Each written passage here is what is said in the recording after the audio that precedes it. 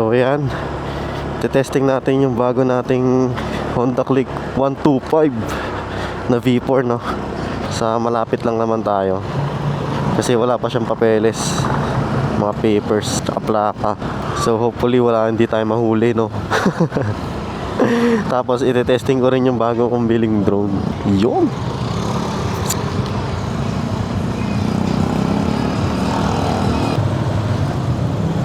So yung first impression ko sa kanya, no, ang gaang niya.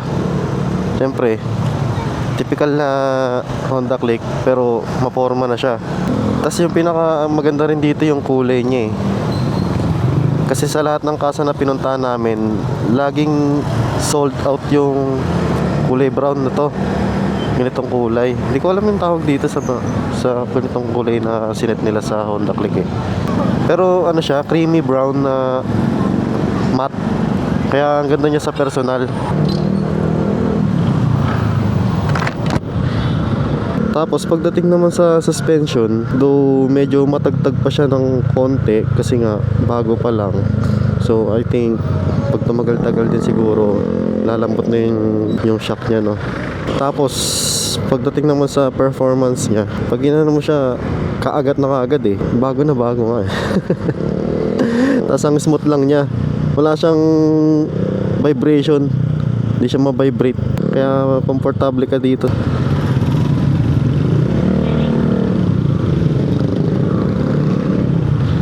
Yung feeling na pag nandito ka sa kalsada, ikaw yung unique eh. Kasi marami ka nakakasalubong na mga Honda Click din na nagtitinginan ka na. Kasi unique yung kulay niya eh. Po? Bagong labas yan? Oo po, bagong labas po. Ang ganda nga po eh. Unique yan eh. Unique po, no? Ha? Unique po. Oo. Ayan, di ba? Bagong labas eh. Unique na unique sa kalsada. But anyway, agaw pansin kasi ang ganda ng kulay. Kaya pag yung unang labas nito, punta mo pa lang sa kasa, sasabihin sa'yo naka-reserve na, ganyan. Ang hirap kumuha ng unit kasi ubos na turnover na daw yung iba. Pero yung mga itim, yung mga available. Kasi nga, ito yung brown na unique eh. Unique yung kulay niya sa mga Honda Click. Kasi yung itim, parang di mo mapapansin na bago, na smart edition, ganun. Unlike dito na iba yung kulay niya, no. Puli walang mga huli dito. Gusto ko lang naman mag-vlog. Sana wag din umulan kasi papalipad ako ng drone. Titesting ko. Aralin ko muna yung mga kung paano yung gagawin doon sa drone. Ano siya? DJI Neo 2. So meron na rin akong pang capture, pang travel ko. Aerial capture. Ayun, medyo matagtag pa siya oh. Or nasanay lang talaga ako sa ADB. Kasi ADB pag ginano mo, diba, wala mararamdaman eh. Unlike dito na kapag isang oxy lang ng ganon, mararamdaman mo siya. Or I don't know lang kung bago, ganon. Ganda rin ng braking system niya. Kasi lambot eh. Pagka ganon mo, kaagat-agad yung preno eh.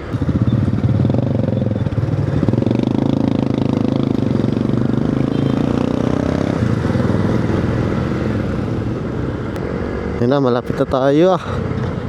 Ayan oh. Kita niya yan. Medyo matagtag pa siya. Dito tayo. Kanan tayo dito. Or sarado sila. Uy, bukas. Siyempre doon tayo sa may saan ba maganda? Dito. Ay, doon na lang sa paborito kong spot. Pagpasensyaan nyo na pa kung dito tayo sa may sa cementerio kasi ito lang yung alam kong open space eh, na walang masyadong tao eh. Kaya sorry po. Saba okay. Ayan, dito tayo sa kabila. Yun oh, pogi oh. May idling stop na rin siya. Namatay na yung makina, which is good for 125 series. Ganda. Tapos meron na rin siyang dito, handbrake. Ito yung gusto ko lagyan ng ADB ko na ganito eh. Kasi para kahit na hindi mo na kailangan hawakan pa yung preno, no. Sana nga makahanap ako ng ganong tawag dito. Aray, yan.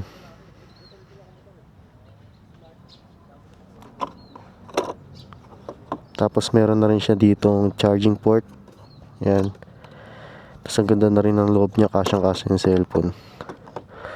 Tapos yung compartment niya, ganito lang din. Motor trade pa.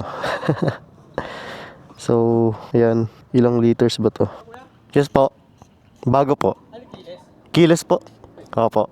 Opo, nang hirap po kasi gumawa ngayon eh. Tagal po eh. Dito po. Ayan, pipindutin yan. Tapos Tapos, mo. opo. Isang ganyan lang dito lang. Opo. Sa may eye. Opo, Tapos ganun. ano lang. Opo, the remote lang po. Kaya yung remote mo. Lang, sir. Isa tagal ko nag-antay eh. Sana nga bukas meron eh.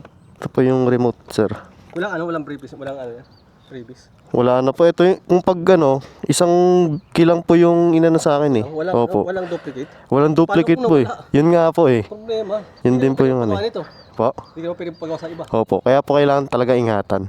Hindi po, naka-on na po yan. Bali kapag ayan, nag-green po siya, ibig sabihin naka-on. Ngayon kapag pinindot nyo, naka-red, hindi po siya mag-open. Ayan, kahit na anong ano nyo. Opo. Tapos pag in-on nyo po yan, ayan, pag nag-green na po siya, ayan. Tapos meron na rin po siyang yung alarm din. Oo. Ayan. Ayan, pag gina- ayan o. Pag ginalaw. Opo. Subukan patayin. Sige po. Patayin ko. Ganun. Ay, hindi. Patay po yan. Bali, pindutin nyo po. Pinutin ko. Opo. Tapos gaganon nyo po yung ano. Isa lang. Opo, isang ano lang. Yan, bukas up po yan. Yan. Ay, matik na siya.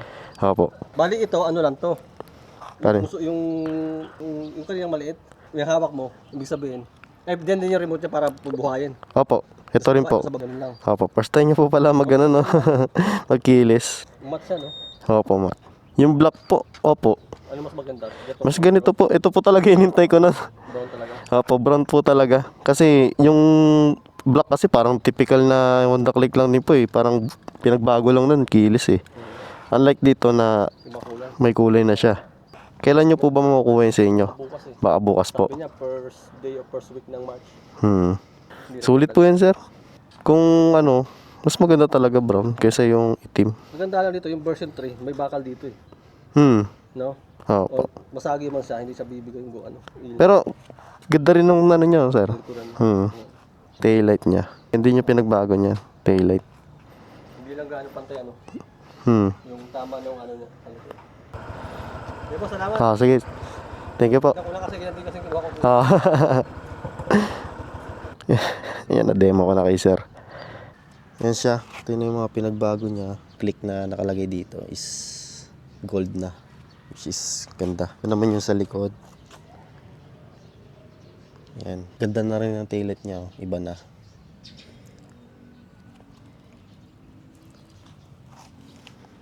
.125cc. Yan. Tapos yung fuel tank niya, meron siyang 5.5 liters dito. 5.5 liters. Tapos fuel consumption naman niya is 53. Pero tipid na rin siya kasi meron na rin siyang idling stop. Yan. May idling stop na rin siya dito. Which is good kapag traffic. Dito na rin yung mga bagong-bago.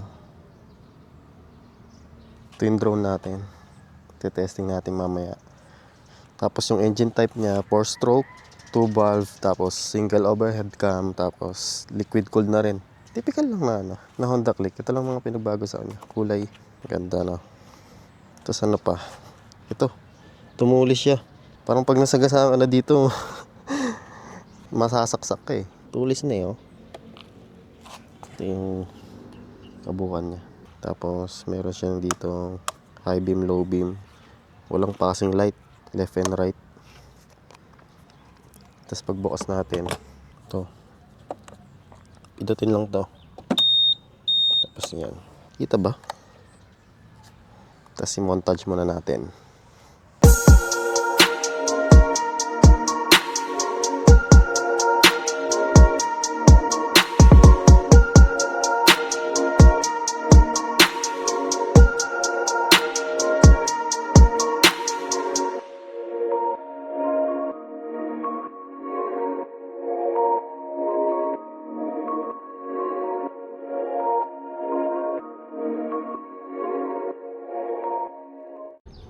So ang presyo naman niya is 86,900.